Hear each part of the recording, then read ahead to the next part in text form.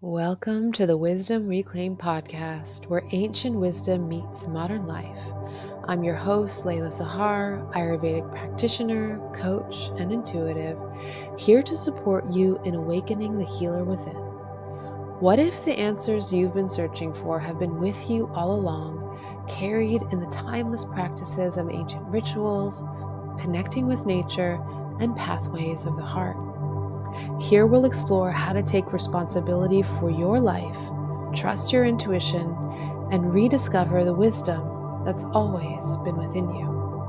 Welcome to the Wisdom Reclaimed podcast. I'm here today with Yusuf Misdaq. He's a dear friend of mine and a writer and producer, and performed multiple albums of music, 3 novels, 10 poetry books, and exhibited his film and installation art in venues around the world. Welcome to the show.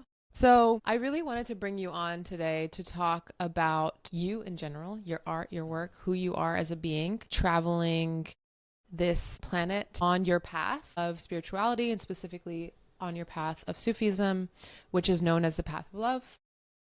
So just to start off, let's just maybe give the listeners an idea of who you are and maybe what has drawn you to the path of Sufism and how it's shaped your personal journey. Thank you. Thank you so much for having me. It's so nice to be here. Always a good vibe with you. I think you said how Sufism has sort of defined my path almost. I think it's almost the opposite. It's like we were just talking before about how everything kind of happens for a reason. And I feel like my path came before me and, at just the right time. And it's giving me everything that if I was smart enough when I was a kid to script out on a piece of paper, like what I needed in my life, it's given me those things, right? And it's giving me those things actively. So it's literally like life is kind of beautiful like that. I feel like I'm just walking and everything that's falling in front of me, including my path, which really is, the Sufi path really is just life in a way. It's not really any separate thing. It's not like there are things that we do. There are like rituals or whatever, traditions, practices. But really the way that it works, at least on my path, there are many different Sufi paths, is that life itself becomes the testing ground. So it's just a reframing of how you look at your own life, which I think actually all real spiritual paths are probably the same now that I say that out loud. Yeah, it hasn't so much changed me as I've just witnessed myself grow into myself more and more. And that's how I know that it's legit and real, if that makes sense. Because if it was asking me, I remember right at the beginning, around about 2000 and maybe not right at the beginning, but around about 2010, 11, I was living in New York and I was wearing a lot of we have these beautiful turbans that we wear for certain practices. I don't want to say rituals, more like practices where we do the chanting and stuff, and they're beautiful turbans. And, I as an Afghan who had not been really, I was, raised in England, so I was kind of detached a little bit from my home. Like I'm sure, we've talked about that a lot, some crossover there, but, this is my version in England.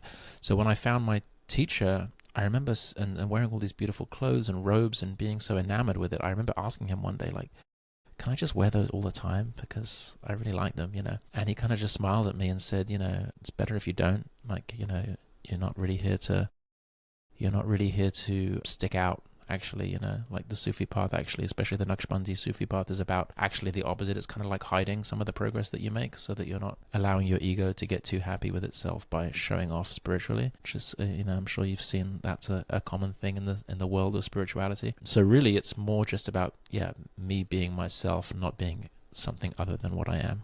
That makes sense.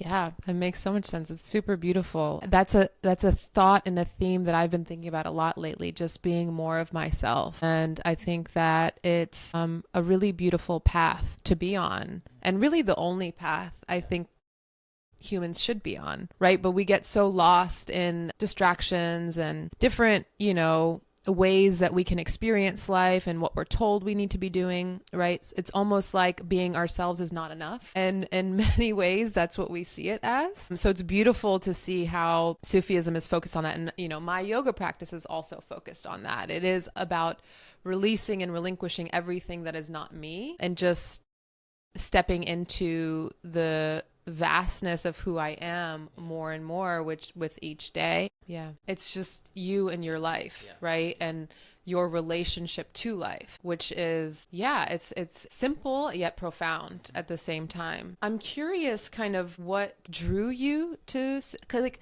I think, people who are listening, we've all heard about Sufism, right? Yeah. We've heard about Rumi, but many of us don't actually know what it is. And there's a little bit of obscurity, and some of that is probably on purpose, right? You mentioned kind of keeping it a bit undercover, hidden, and there's a reason for that, right? And you can share a little bit about that. So maybe just share a little bit about what Sufism means to you, in addition to just, you following life, and also, what drew you to that practice or the practice. Yeah, nice. It's an interesting question, what drew me to it. So I think if I go all the way back, I mean, you could go forever. You could go even before I was born, but okay, while I was alive. Maybe when I was like 20 years old, I think, I was just talking about this yesterday or 2 days ago. I think I fell in love for the first time.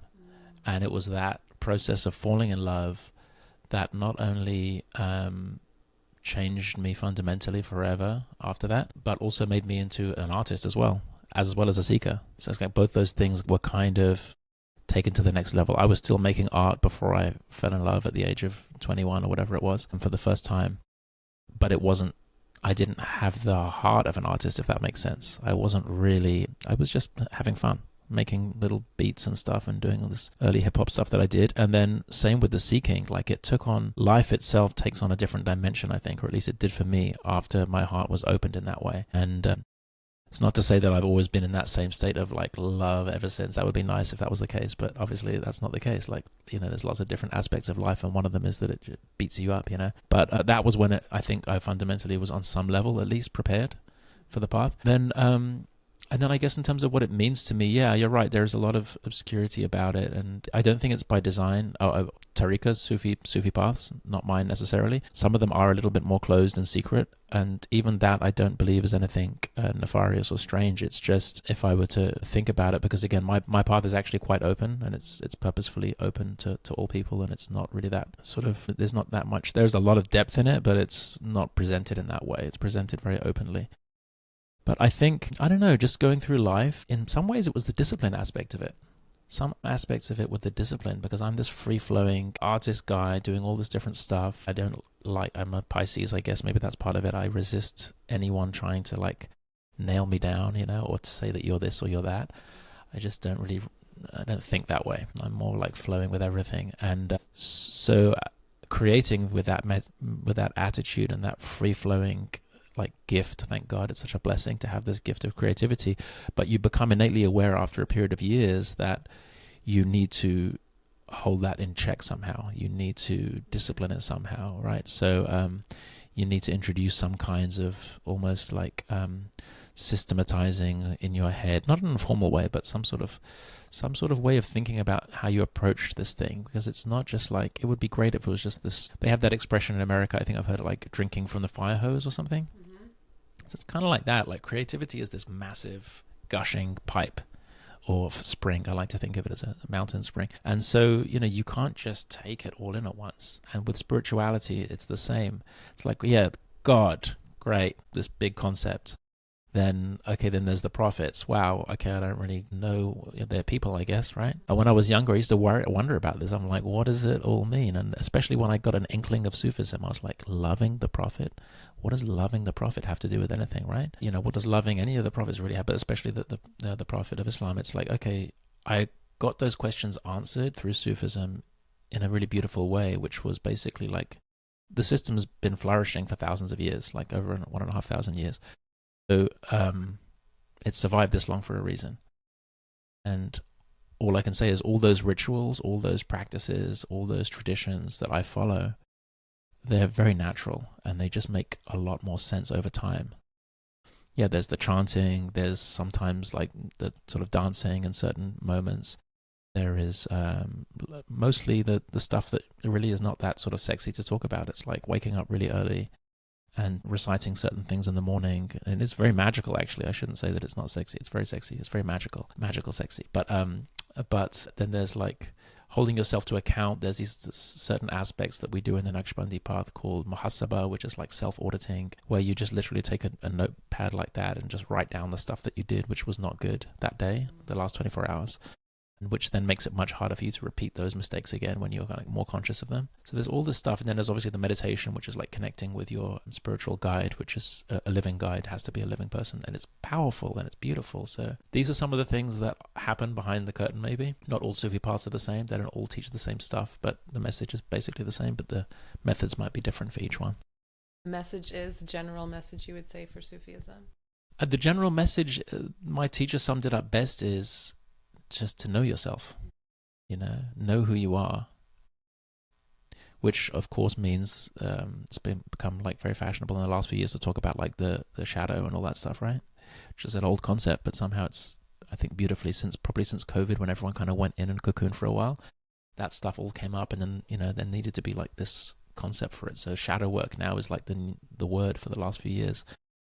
That's the stuff that comes up. So when you know yourself, it's not just like, I am a tree, in my heart. Yeah, or a starseed, right? But it's also like, I know the nature of the nafs, the ego, right? Like, what is the nature of them? That's part of what the self-auditing is about. It's like, what are my tendencies? What are my bad tendencies? I don't even want to say bad, but like tendencies that get in the way of me feeling great, get in the way of me feeling like I'm being who I'm meant to be, right?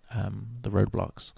It's a better way to put them. So, that's, I don't know if I answered your question.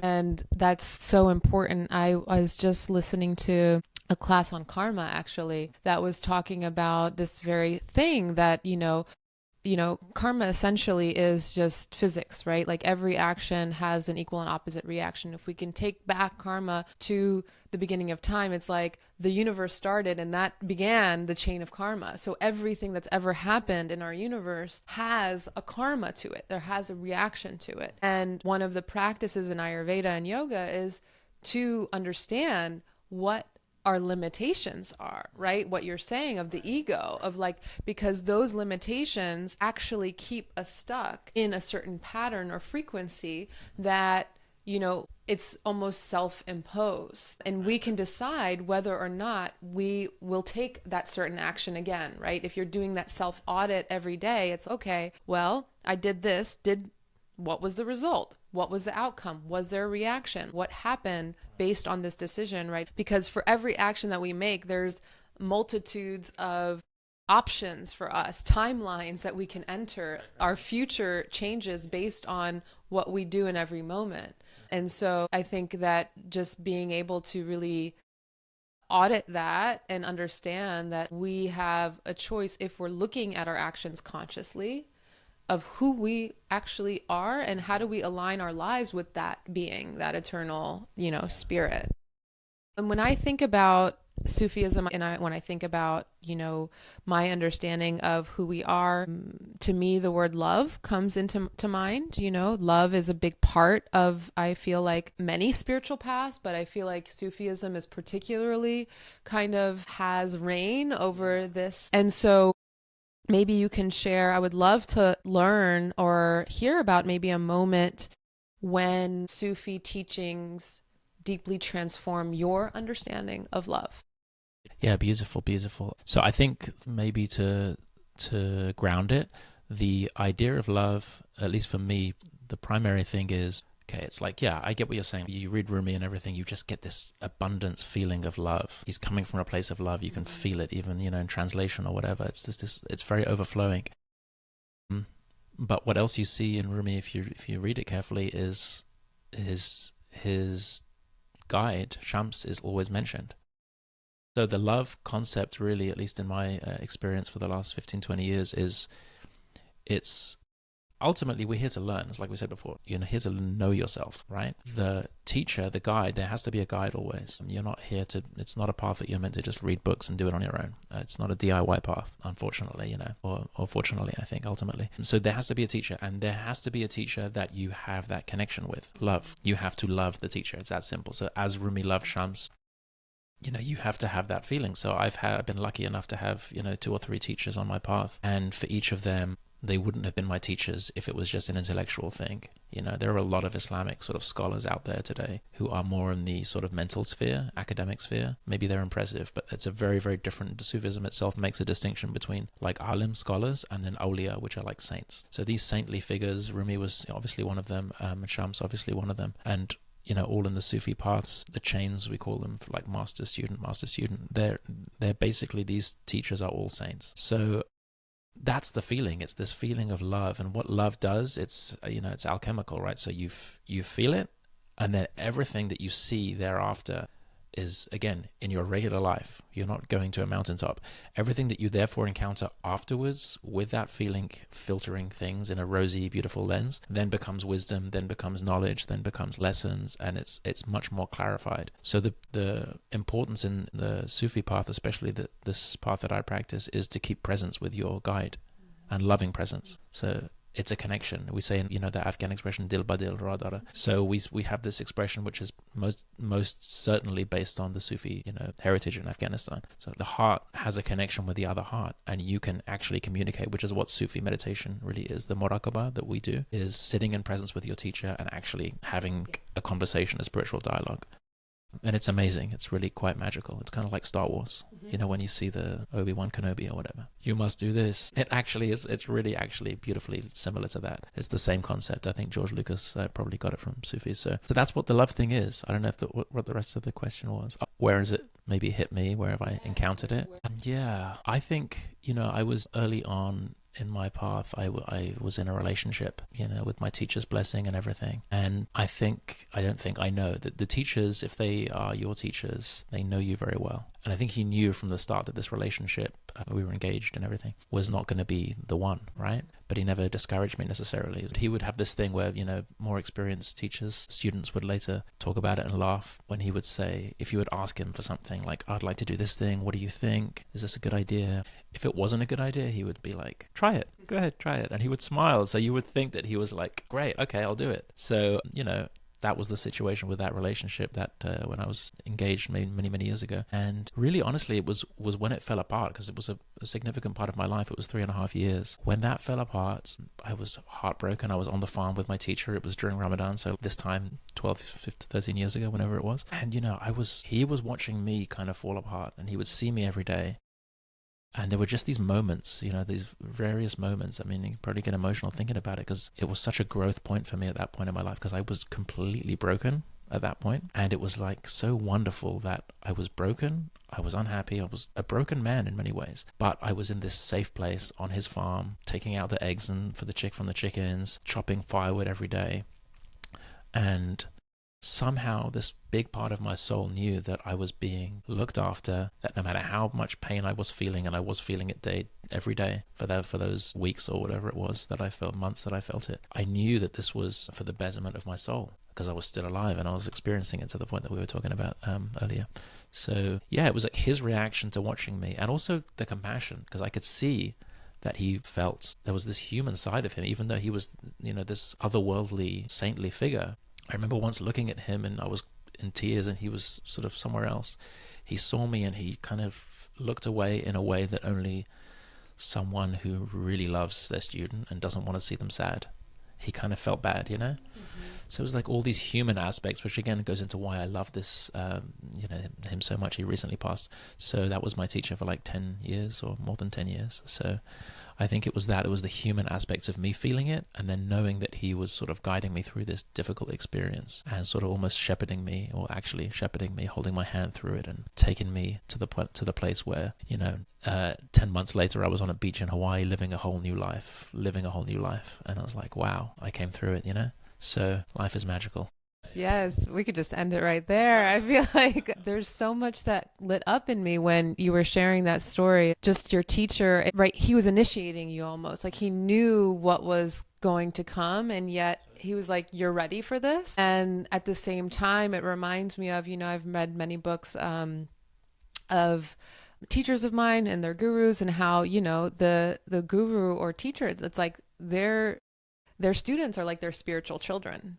You know, so that relationship definitely exists, right? That that deep love and its unconditional form, which we rarely experience in life. Where are many people who are not in advanced, states of spirituality. The love is conditional. You can't be at your worst and still be held in this, and so it's really a special thing to be able to experience that, I can imagine. And it just brings up, for me, this whole journey of saying yes to those difficult things in life, right? You went into this relationship maybe not knowing. Your teacher knew that this wasn't going to work out. But I'm definitely at a place in my life where I realize things that are going to trigger me, I'm like, yes, let's do it. Let's go. Because this is how our soul evolves, right? Through these challenges, through these difficult circumstances. This is how we understand, we come to that edge of ourselves and our discomfort, and we understand, what it takes to get to the next evolution of who we are, or what it takes to strip away that part of the ego that's holding us back. And so, life will continue to life. Our stories are not ending with that heartbreak or this thing. And I'm curious how, in your life today, how do you navigate those moments of challenge when you feel like you're coming up against life and maybe you're resistant? We were talking a little bit about that before, but I would love to hear more about, I think it's crazy that you say that, because this last year being in Los Angeles has been really difficult, right? And so I've had multiple moments like that. But it's funny, but when it's really spirituality and work on your ego and work on all this sort of aspects of yourself. It's really like weightlifting. And if you were to completely abandon the practice, which thank God I've never done, I've had a lot of slack moments in the last year or two. Actually, it's been a tough couple of years. But if you were to completely abandon it, then your muscles would basically atrophy, and you wouldn't be as strong.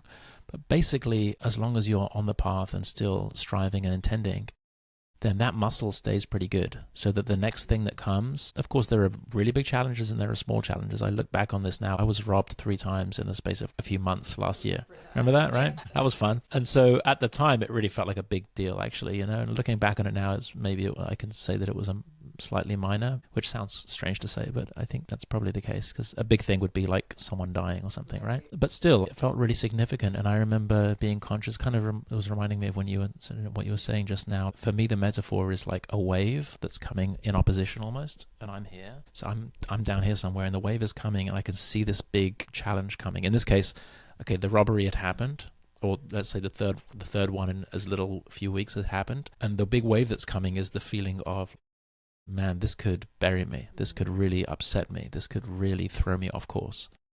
And so, but again, because I'd done that work, and through the blessings of, my path and my teacher mostly, I felt like I was able to say, no, I'm gonna get in over the wave. That's what I kept saying. So instead of going under, I'm just gonna get in over the wave. I'm gonna find a way to climb and get above that feeling so that I don't get sunk, basically. So I think it does become easier with time. And I think for many years, actually, after that initial heartbreak that we talked about, for many years, I had this almost like this, never really phrased it like this before, so I want to think about it. But how when people survive a plane crash, one of my favorite films is Jeff Bridges' film where he survives a plane crash and then he just thinks he's invincible. I was never that dumb, but I did kind of feel for a while like, wow, I've gone through something that was so transformative for me. Just like I said, I was a broken man, but I also feel like became a real man after that. I found almost like a big chunk of the secret of like who I'm meant to be in this world.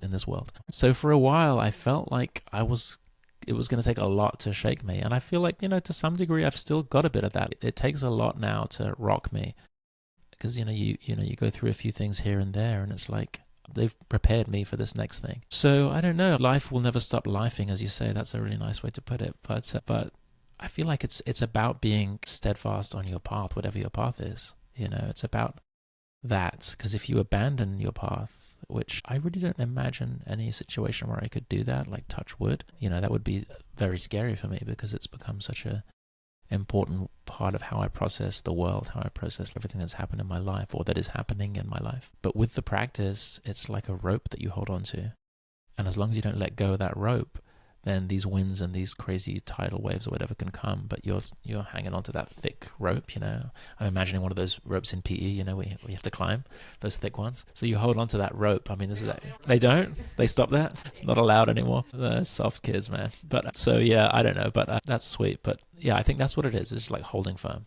Yeah, holding your ground. You know, there's a lot of that stuff. It's that stuff of like, I really feel this way with the spiritual thing, and it came to me when you were talking earlier as well. This idea that it takes tremendous courage to be on a spiritual path. It's not a simple thing. People think it's like some nice diddly-widdly thing that they think. I don't know what they think, but it's not easy, you know, because I was thinking of it when you were talking about that moment where you feel yourself, you know, called to that difficult time. That requires you to stop. I've had so many moments like that over the last, you know, 3 or 4 years where I just stop. You feel like everything around you is... I was almost going to get deported at one point in 2014, I think. So they told me I was going to get deported. Tough time. And I remember being on a plane and sort of just shortly after getting that news, putting my hands here, like to pray, you know, in the plane seat before the plane took off. And I could, as I was covering my face almost with my little prayer hands, it was like the darkness was everywhere, and I could feel it. Man, there's nothing around me. It's dark. I don't have anything except what I'm asking for here, which is help and spiritual support, right? So that takes a lot of courage, I think, because it's really easy. I remember another time, let's talk about a time when I didn't do so well, when I had a trouble with just being able to get a basic driver's license in America. Very difficult thing. I lived in DC, but I wasn't a citizen yet, and it was a nightmare. I ended up having to go to New Mexico for 3 weeks. Thank God for Sufi friends that I stayed with. But I had this just terrible time there. I remember once when it didn't go my way and everything was like, you know, the bureaucracy and all that stuff. The DMV is the worst place in the world, even in New Mexico. It's better, much better there than DC. But anyway, I remember feeling overwhelmed. And that was a time when the wave, like, I couldn't get over it. It buried me. And I just went and I had to sleep. And I cried. So, I mean, I guess that's a valid response too, but, you know, it's all part of the thing. But courage, it takes courage to have a moment where you stop and say, okay, wait a minute, there's an easy thing I could do here, get into bed and cry, or there is a really tough thing I can do, which is to realize that this is coming at me, it's meant to be coming at me, and how can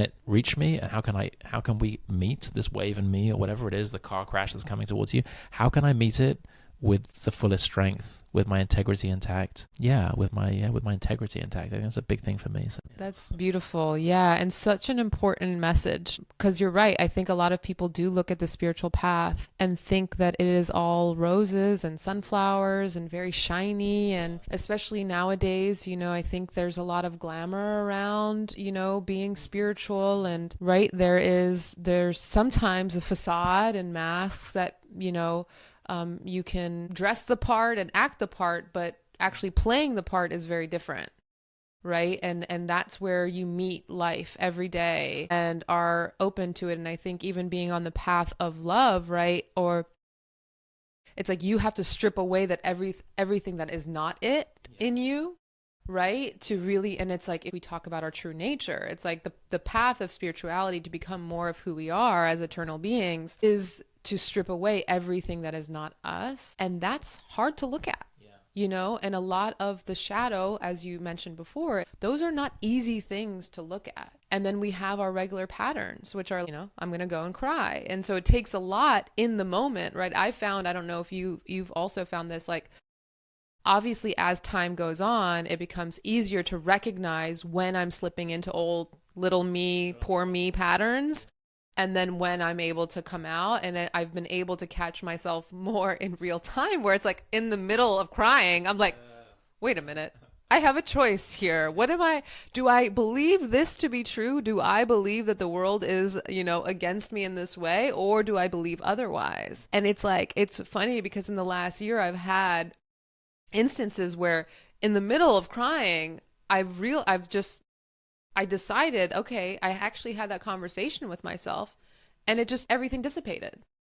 You know, everything just dissipated. Yeah. And because the world being against you is a powerful, you just said it, like that's a powerful, maybe like that's a powerful thing to feel, and it's an illusion. So it's like when you feel that the world's against you, you're buying into what my teacher used to call secondary causes. So it's like, that's not actually a real thing. That's just like how it looks, or it's obviously that's the sort of thing that's in your mind. But there are all these, that life is against you, or that you're not good enough, that that you suck or whatever. But it's not that. It's actually that, we are, to get to the deeper point of love, is that we are love, right? We are made of love. We were made in love by, hopefully, whether our parents were in love or not, we were made in love in the divine sense anyway, right? My parents were in love. That's great. But, so that's what it is. It's like remembering your highest self as well as another part of the equation that we haven't really touched on. It's like, I'm a being of light. My body is magical. I have all these wondrous things about me, and I'm not normal, and no one's really normal. Then the more you tap into this stuff, the more you unearth and find out about yourself. If you believe, what we believe is that the breath of God is literally in everyone, right? Then everyone is beautifully abnormal and strange and unique and wonderful in that same way. So wow, what a superpower to delve into. And it's like, I have this image of me just like putting my own hand into my chest and reaching out and getting this gold. It's like, wow, why are we not all doing that more? We have to. I think we have to, and that's one of the reasons why I wanted to launch this podcast. Is like, we have to understand and reclaim that wisdom that we've known since before we were born, right? We came into the womb with that knowledge, and because of the way that this plane is set up, it's like we've forgotten to remember, right? And it's all about remembering that truth, that we are love, that we do come from a divine source, that we are made of love, and life is not against us. Everything is stacked in a way to help us evolve to the greatest version and to understanding who we are and what our nature is. All the constraints, everybody that we meet, especially the people we don't like, they're our greatest teachers. And that's the wisdom that we need to remember, again, really will, I think, help us moving forward in a world that is seemingly getting crazier by the day. So it's like, how do we ground into the truth of these ancient paths and this wisdom that we once knew? Beautiful. Yeah, I feel like there's a lot to that. Yeah, there's so much happening, and I almost feel, in a strange way, like I definitely am guilty of, well, not guilty, but I will definitely admit that I think the whole madness of the last few years, I mean, it really wasn't actually anything to do with COVID. It was more personal stuff. My father passing away, plus COVID, plus the effects that I had from that, like health effects and stuff that I had to work through, were challenges that I'd never felt before, never gone through before, but made me so much stronger, actually, and so I'm not out of it yet. I'm still like taking all kinds of natural supplements and sort of working my way back to what is maybe my best. But I think it's you're talking about remembrance. I mean, remembering what we are, remembering who we are. I think it's so interesting, especially in coming briefly back to Sufism, like what we call things is really important, what we label things as, because it tells you a lot about something. That when I was like 16 years old, I think I read the Quran for the first time. And I remember the chapters in English translation, the chapters really struck me. Like, they were so interesting. Like, one of them was called like the tablecloth. I'm like, wow, what's this about? It's very mysterious, right? And then another one was called the expansion, which was one of my favorite ones. It's the first one that I learned, I think. It's like these titles really appeal to me. And so the circular sort of sitting in circles and chanting, what do we do? Okay, everyone does chanting. It's a known thing, I guess, in various spiritual traditions. But we don't actually call it chanting. We call it zikr, which literally means remembrance. So we're remembering the earthly self, right? Because there is no time in the divine realm. So we were in a place before time existed. We were these timeless souls. And likewise, when we do the dancing, this sort of ecstatic dance that we do sometimes on certain celebration occasions, we used to do it every Friday, actually. Dance is not called dance. It's actually called hadra, which means presence. So dance is presence. Chanting is remembering. And it's just reframing everything for you in a beautiful way, like a nice book would. It's like, actually, things are not quite what they seem. The difficulty, like you said, it's good. You're meant to be going through this difficult stuff. It's actually, in some ways, it's your sustenance. It's the thing that your parents always say, you eat up, it's going to make you grow taller or whatever. The difficulty and the bad people or whatever that we meet that rub us the wrong way are the sustenance that's going to make our soul grow taller and grow stronger. I'm going on a rant, sorry.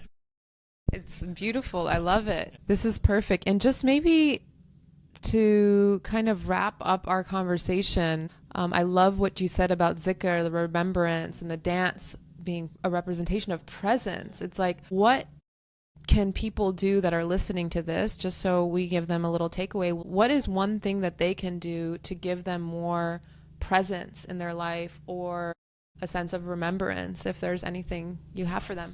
Yeah, beautiful. Well, I'll start with the remembrance thing. Is this idea of, we call it the day of promises. So it's something that's written in the Quran, but my teacher would actually expand greatly on it, which is an image, and maybe people could imagine this for themselves, where we were all at one point souls, like the entire history of humanity that ever existed, that ever will exist, that ever has existed. We were all souls in this plane of this timeless rate before we were here, and we were there together. And I think my teacher even said that sometimes when you see people and you look in their eyes and you have this crazy sense of deja vu that you've met this person before, even though you know you haven't, it's usually because there is some connection that you had with them on that day, right? On that moment. So there's that, but also like on a more practical level, I feel like so part of the zikr, the remembrance that we do, the chanting that we do, is basically sort of very mysterious names of God. One of them is really known to and this is my new teacher, has been really teaching me a lot about this. One of them is really known to clear energy in a room or in your thoughts or in your mind. And it's really simple because it's very related to breathing. Like